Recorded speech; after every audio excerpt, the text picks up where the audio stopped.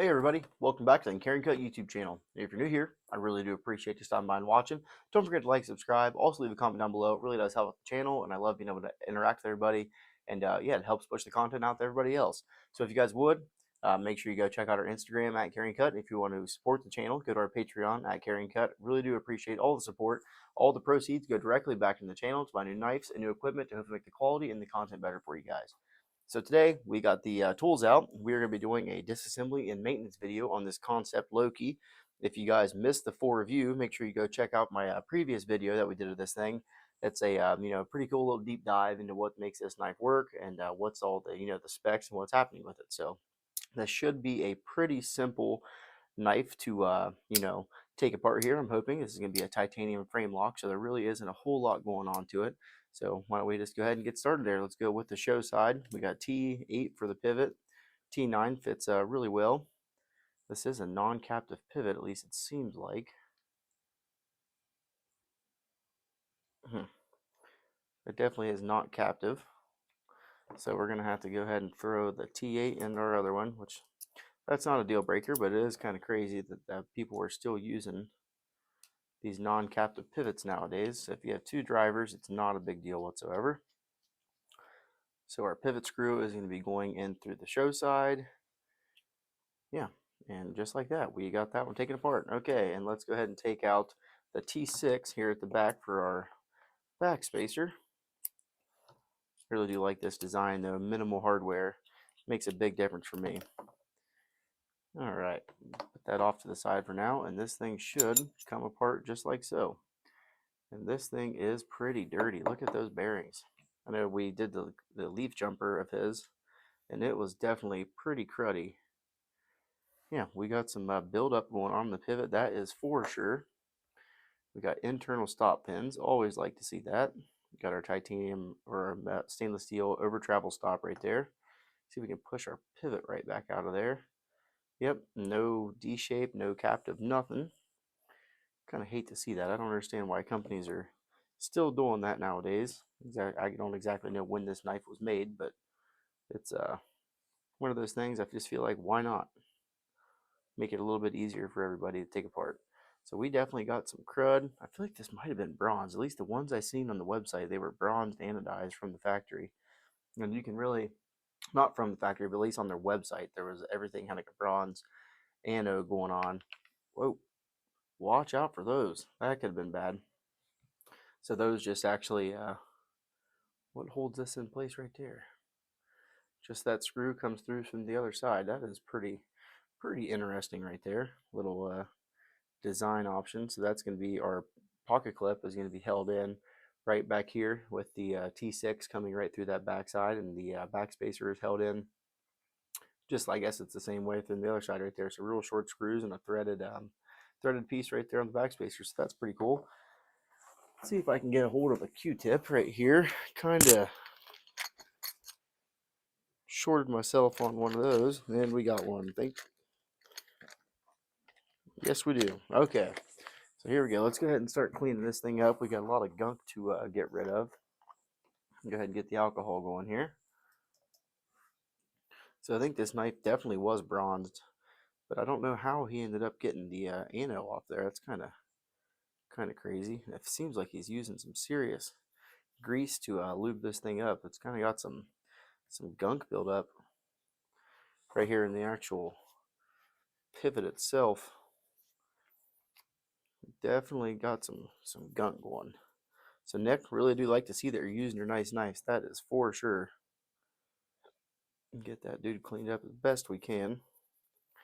Nick's a great guy. He's been helping me out with sending me some knives for content. So we need to make sure we do a good job of taking care of this thing for him.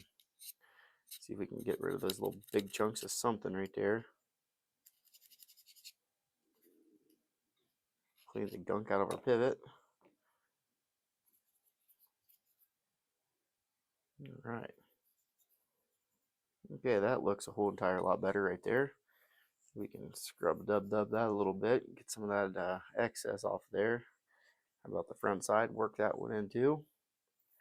All right, that is way better. This thing's taking a new lease on life. All right, let's get this one. Those bearings, I can't believe they're This thing had such a good action too. So what is that held in by? It looks like a tiny, oh, it's from the other side. Okay, so we got a T6 on the back side to hold in the over travel stop. Always do like to see that. Those over travel stops are really necessary. Really work that swab in there. These titanium frame locks are really easy to take apart, easier than liner locks. Of course, way easier than crossbar locks. So if you have any sort of frame locking knife, you have no excuse but to take them apart and go through them. It's a really good habit to extend the longevity of your knife, that is for sure. Got some really good buildup on there. I don't know what that is. Use my fingernail and try to get it off there. All right, we are getting somewhere. Get that cruddy part off there. Go for another dip and see if we can't get some more of this out of the race. That's what I call them. I don't know exactly what the term is, but every time I think of a bearing in something, that whatever it rides on is going to be the race. So that's what I'm going to call it, and that's my story. I like the lock bar relief right there, how it's on the inside. I said that on the review, just makes it real nice and easy. We do got a ceramic detent ball. This does have a pretty stiff detent to it. I kind of forgot to talk about that in the actual review, but it is kind of stiff to use, at least with a thumb flick. You know, with your reverse flick, it works really well. But sometimes with the thumb flick, unless you really get some, you know, really get aggressive with it, kind of tends to hang up on me for some reason.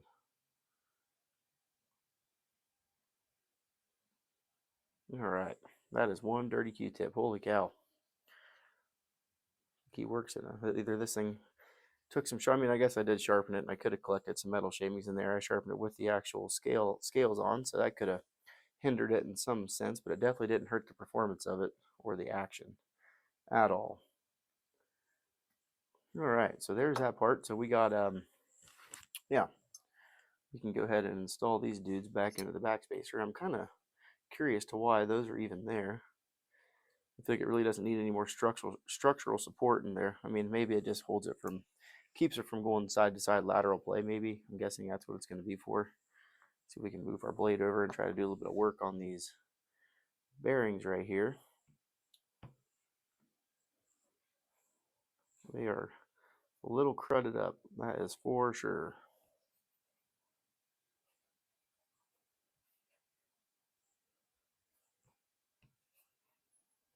It almost looks like they're in like an Altum type material. It's like a kind of like a yellowy translucent. It's kind of something I've never seen before on an actual set of bearings, at least the material that is surrounding the bearing itself, which is kind of strange. I feel like either sometimes you see them in like a really clear plastic or even surrounded by even brass too, like a phosphor bronze kind of material, which that's the kind that I like to see. But these ones work well too. You can get these things moving, spinning freely in there again, which I think they were, but for the most part. Let's see if we can get a cleaner rag on the table. This one's definitely seen better days.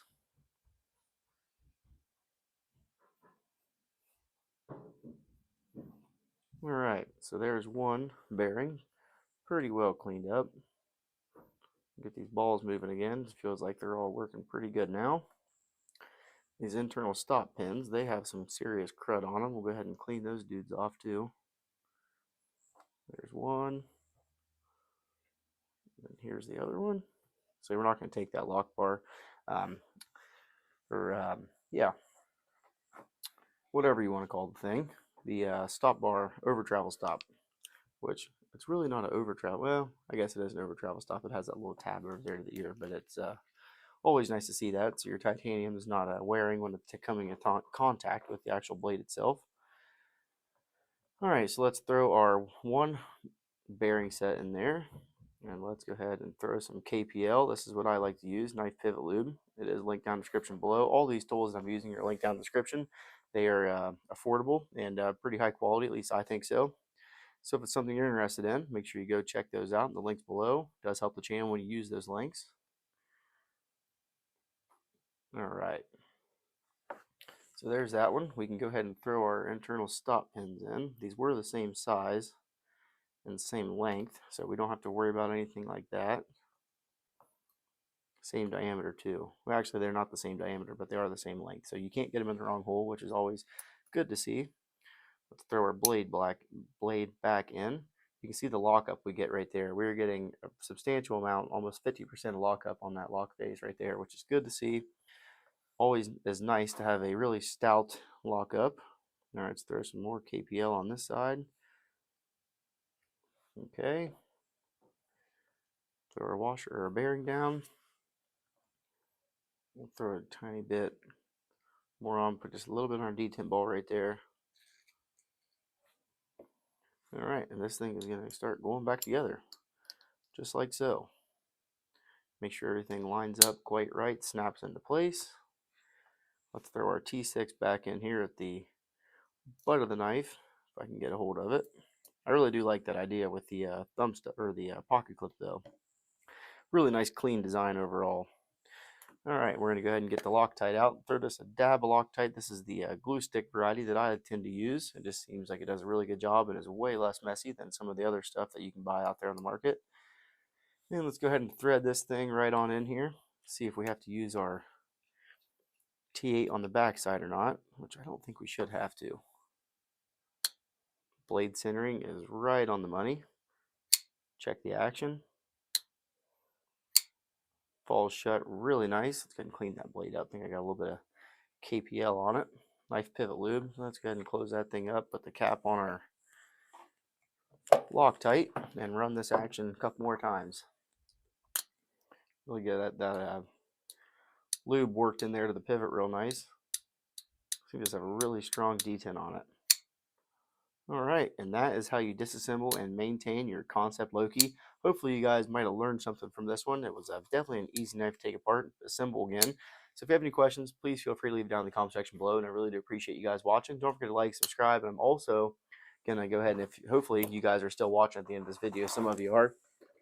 I'm going to be planning a 2,000 subscriber giveaway, and this is going to be one of the knives that's going to be up for grabs. So this is this Civivi Scintilla. This was a Blade HQ exclusive that I got here over around Christmas time when they did a knife sale. If you spend over so much money, you got this knife included for free. So this knife is going to be up for grabs here coming up shortly, hopefully. We are currently almost at 1,600 subscribers, so if you guys would, make sure you subscribe to this video or to this channel, and yeah, we will see where this thing goes. So I really do appreciate it, and hope you guys have a great day, and we'll see you on the next one. Thanks.